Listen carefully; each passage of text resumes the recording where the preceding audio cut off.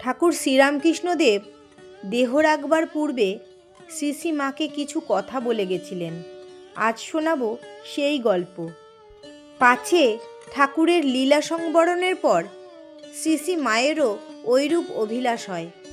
তাই ঠাকুর শ্রীরামকৃষ্ণদেব দেহ অবসানের কিছুদিন পূর্বে একদিন মাকে বলেছিলেন, আমার শরীরটা চলে গেলে তুমিও যেন শরীর ছেড়ে চলে যেও না।